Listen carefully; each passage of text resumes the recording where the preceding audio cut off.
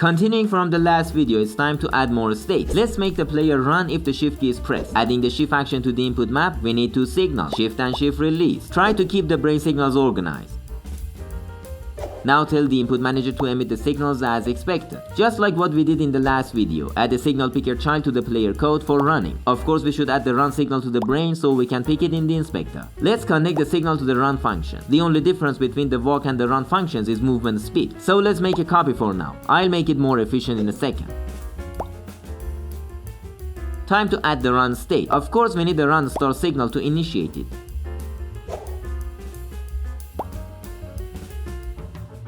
Pay attention to its signal connection. On WSD, it emits run signal instead of the walk one, and the shift release switches back to the walk state. The rest of the connections are just like the walk state implemented in the previous video. Of course, the walk state must switch to the run state if the shift signal is emitted. Running the game, everything is working as expected. Now let me show you something cool. The data variable contains crucial information about what is going on in the system right now. Based on what the current state is, we can easily make the walk function do both the walking and the running.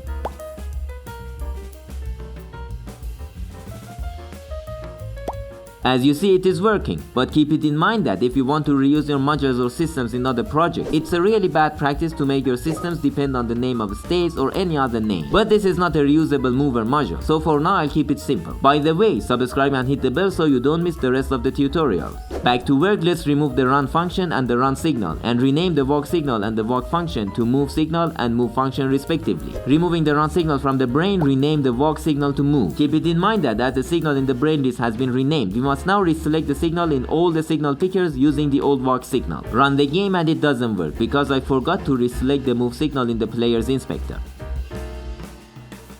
And now everything is working as expected. However, when setting up the states, you may easily forget possible state transitions and leave some hard to detect bugs in the system. If we run off the edge, we see that the run state doesn't switch to the fall state. Making it emit fall start upon the emitting of its falling signal fixes the problem.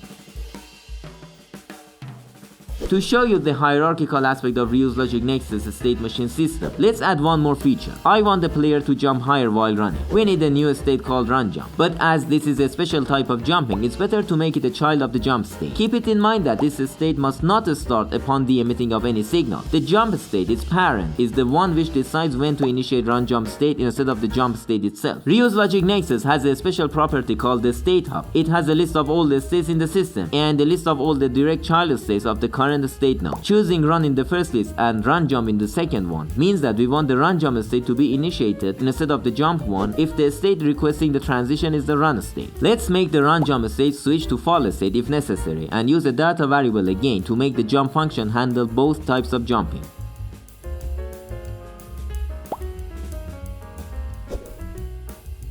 It doesn't work because I forgot to make the run jump state emit jump signal upon initiation.